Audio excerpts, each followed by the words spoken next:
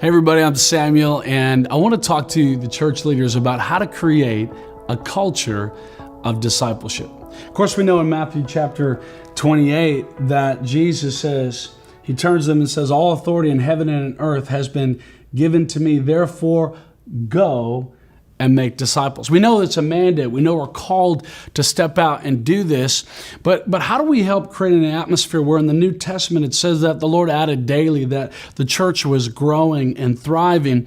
You know, a lot of times we think, well, man, can we just love God and love people? Isn't that enough? Well, you know, honestly, every church I've ever preached at, they have two things in common. They love God and they love people, but not every single one of them are growing and thriving and seeing people added. So what's the difference? Culture. You know, many recently have talked about how the fact that culture eats vision for lunch, and it's basically a statement that says the atmosphere you create is going to override whatever, you know, nice mission statement that you have. At the end of the day, it's, are you creating a culture? And a culture is the atmosphere or the conditions for something to grow. So are we creating a culture in our church where something can actually grow and thrive? So let me just talk real quickly about a few things that I think help create a culture of discipleship. The first one is relationships. A relational culture is the atmosphere where discipleship can thrive naturally. Actually, discipleship happens best in relationship, right? It's not just about having some official class or process or strategy. Those are great. They help facilitate, but ultimately it's in relationships. When a church is spending time together, when people are enjoying actual community together, then discipleship actually becomes more of a byproduct than we realize. A lot of times churches that are really great relationally have unbelievable spiritual maturity in their people, even though they may not even always have a class or a course, but it's just that relationship is fostering and creating organic discipleship opportunities. So even if church leader, you may not feel like you're the most relationally strong person or personality, don't get bent out of shape about that, and don't let that be an excuse. Create relationships and create a relational culture, and you're going to see discipleship thrive. Another one is be transparent.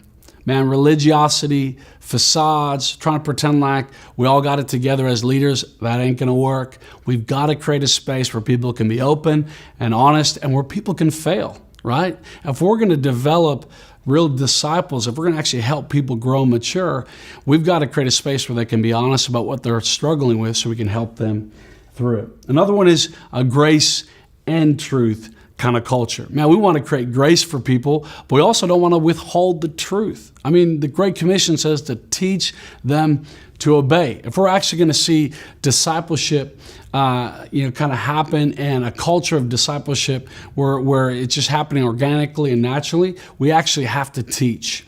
We actually have to instruct people. We have to create avenues and places where we can actually train people how to obey and follow and apply God's word. Here's another one, a culture of encouragement. Man, if we want to see discipleship happen, you want to see an atmosphere where discipleship happens organically, create a space where encouragement is freely given, handed out, and where there's just an atmosphere where we're building each other up, we're stirring each other's gifts up, and we are celebrating each other. You create that kind of atmosphere, not only is it attractive, but I'm telling you what, man, encouragement is so essential for you and me to thrive in what God has called us to be.